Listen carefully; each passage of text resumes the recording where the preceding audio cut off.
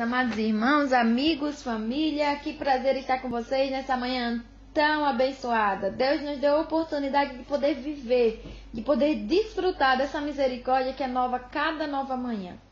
Esse é o devocional do coração de Deus, dos pastores Fábio e Jaqueline Castanheda, traduzido ao português. Oremos. Senhor, te damos graças nessa manhã, porque o Senhor nos permite desfrutar desse novo dia, dessa misericórdia que diariamente é derramada sobre cada um de nós. Obrigado por nos dar a oportunidade de poder abrir os nossos olhos nessa manhã e de estar agradecidos, Senhor, por um novo dia. Obrigado, Pai amado, por Tua palavra que nos empodera. Ela nos habilita e nos proporciona os recursos para poder vivermos vitoriosos no nosso dia a dia. Pai, eu clamo e eu oro, Senhor, neste momento, por cada pessoa que escutam a esses devocionais, onde quer que elas se encontrem, que elas sejam abençoadas agora no nome santo de Jesus. Amém e amém. Glória a Deus. Graça e paz, queridos, eu quero dar as boas-vindas a todos aqueles que começaram a fazer parte da família dos devocionais do coração de Deus. Sejam muito bem-vindos. Bem, nós estamos lendo Gálatas, capítulo 6, o versículo 17. A segunda parte dessa mensagem ela é baseada em Gálatas 6, 17, que diz o seguinte: de aqui em diante, ninguém tem autoridade para me questionar, pois trago em meu corpo as marcas que pertencem a Jesus. Esse foi o texto que usamos ontem para falar a respeito do que Paulo estava dizendo à igreja em Galácia, aos irmãos da igreja de Gálatas. Ele falava aos irmãos que de alguma maneira estavam sendo confundidos. Haviam pessoas, queridos, que haviam se metido na igreja e que estavam buscando colocar nesses irmãos a marca da circuncisão, para que, segundo o entender dessas pessoas, esses novos irmãos da Galácia, hipoteticamente, digamos assim, eles pudessem ter um selo de cristão. Então, Paulo está dizendo, e é o que eu expliquei ontem, que ser ou não ser circuncidado não tem importância hoje.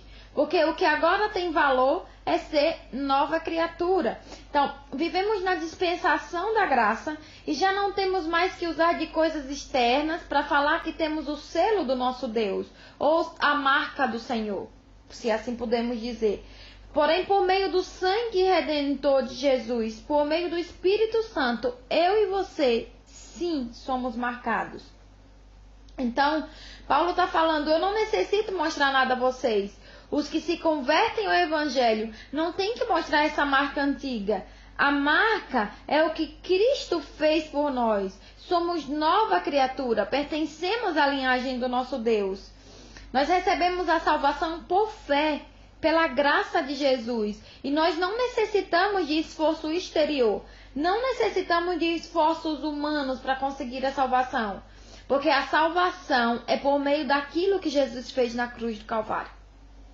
E Paulo falou, a marca que eu tenho é o que chegou à minha vida, ou seja, o que me tocou, as circunstâncias que eu vivi, aquilo que eu passei por causa do Evangelho. Paulo está, em outras palavras, dizendo, eu tenho cicatrizes que mostram que eu pertenço a Cristo, porque foi por amor a Ele, por amor a Cristo que eu fui encarcerado, foi por amor a Cristo que eu fui apedrejado, foi por amor a Cristo que eu fui chicoteado, que eu fui humilhado, que eu fui desprezado. Vocês me entendem? Essas são as cicatrizes que eu tenho, que me mostram que eu pertenço a Deus. E até as coisas, sabe, querido, que algumas pessoas pensam que eu estou sendo exagerado ou que eu não estou sendo correto, elas se tornam para nós cicatrizes. As cicatrizes, sabe, que o transcurso da vida cristã, ela vai deixando em nós. Cicatrizes de como enfrentar as provocações das outras pessoas. Porque tem pessoas que quando nós decidimos viver para Cristo, as pessoas, algumas não entendem, elas começam a dizer, você mudou de religião, você traiu a família, você mudou a sua maneira de pensar, e isso traz consequências para a nossa vida. Por quê? Porque muitas vezes essas pessoas são pessoas muito próximas a nós, que às vezes elas chegam e nos causam tantas feridas. Então essas são as cicatrizes, essas são marcas que trazemos no corpo, marcas por amor a Cristo. As pessoas, queridos, muitas vezes não entendem que nós não mudamos de religião, porque o evangelho não é uma religião. Ele é um estilo de vida que, de acordo com a palavra, é um estilo de vida que anda em acordo com a palavra do Senhor, com aquilo que Deus traçou, com o plano e o propósito. Sabe o que acontece? Nós não mudamos de religião, nós nos sujeitamos à palavra de Deus. Nós não vivemos uma religiosidade sem mudanças, simplesmente cumprindo rituais, esse tipo de ritual, querido, que muitas vezes algumas pessoas vivem, eles não produzem nenhuma mudança no interior do ser humano. Quando Cristo veio e morreu por cada um de nós, você recebe a Ele como seu Salvador, dentro de você começa a operar uma mudança, sabe? De dentro para fora. E essa mudança é produzida pelo Espírito de Deus. E você começa a renunciar a certas coisas. Você começa a renunciar às coisas que a Bíblia diz que é pecado. E aquelas coisas que a Bíblia fala que não glorificam a Deus. E é assim que a vida vai mudando. Olhe, essa pessoa que fala com vocês agora mesmo, eu que estou pregando, eu tinha uma religião e mesmo assim eu vivia em meio a drogas. Eu tinha uma religião, mas eu vivia em meio ao álcool. Eu tinha uma religião, mas eu era um promíscuo, eu vivia em fornicação. Eu tinha minha religião, eu acreditava em Deus, mas eu não temia a Deus.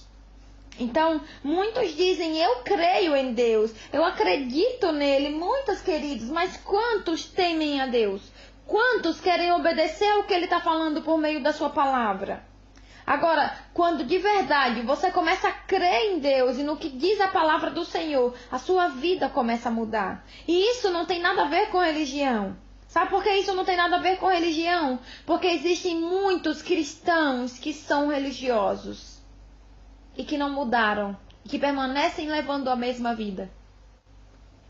Sabe por que eu falo isso? Porque a Bíblia fala de frutos, de transformação. As práticas que antes nós tínhamos, agora nós não temos mais. Nós temos que renunciar a essas práticas. Paulo também era um religioso. Eu li isso ontem no livro de Atos, capítulo 9. Ele mesmo disse, eu pensava que estava agradando a Deus por matar os seguidores de Cristo, por matar pessoas que estavam contra a nossa crença. Eu os encarcerava, eu os condenava a chicotes, mas a Bíblia fala que o próprio Jesus apareceu para o apóstolo Paulo.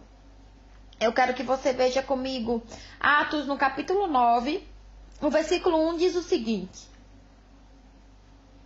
Saulo ainda respirava ameaças de morte contra os discípulos do Senhor Jesus. Dirigindo ao sumo sacerdote, pediu-lhes cartas para as sinagogas de Damasco, de maneira que, eventualmente, encontrando ali homens ou mulheres que pertencessem ao caminho, ou seja, que pertencessem a Cristo, estivesse autorizado a conduzi-los preso a Jerusalém. Entretanto, durante a viagem, quando se aproximava de Damasco, de repente uma intensa luz vinda do céu resplandeceu ao seu redor. Então ele caiu por terra e ouviu uma voz que dizia, Saulo, Saulo, por que me persegues? E ele respondeu, quem és, Senhor?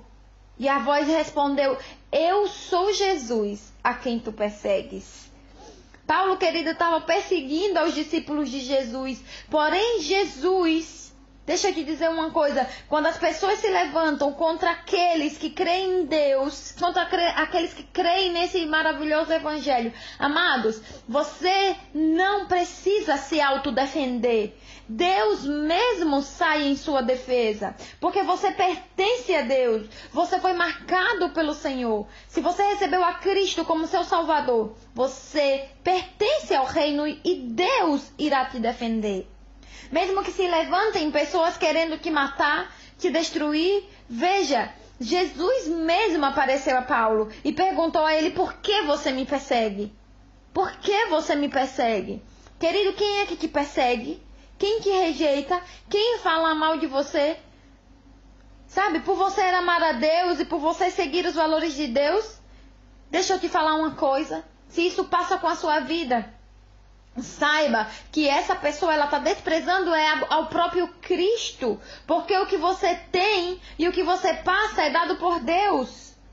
Então, a história fala que Paulo ficou assustado e passou 3 dias cego. Lembre que eu falei ontem, Paulo, ele era um assassino, ele era um sicário, ele matava por encargo, por encomenda. Isso é o bonito do evangelho, sabe? Uma vez que nós nos arrependemos e aceitamos a Cristo, o nosso passado não importa mais. 2 Coríntios, capítulo 5, versículo 17 diz que se alguém está em Cristo, é nova criatura. As coisas velhas já passaram e tudo se fez novo. Tudo. Você é uma nova criatura e Deus te transforma. Ele que perdoa, assim como ele perdoou a Paulo. Agora, sabe, o passado de Paulo, o passado que Paulo tinha, ele atemorizava os discípulos, aos seguidores de Cristo. Então, quando Paulo teve esse encontro com Cristo, ele ficou cego por 3 dias. E Deus por meio de visão, falou com um homem chamado Ananias. E ele disse, eu quero que você vá à casa de Paulo. A Bíblia fala em Atos capítulo 9, lá no verso 10, diz o seguinte: e havia em Damasco um discípulo chamado Ananias. O Senhor o chamou em uma visão, Ananias, e ele prontamente respondeu, eis-me aqui, Senhor. Então o Senhor lhe disse, apronta-te e vai à rua que se chama Direita, e procura na casa de Judas por um homem que se chama Saulo de Tarso. E eis que ele está em oração nesse momento, e acaba de ter também uma visão, na qual um homem chamado Ananias se aproxima e lhe impõe as mãos para que ele volte a enxergar. Uau, isso é extraordinário, irmãos.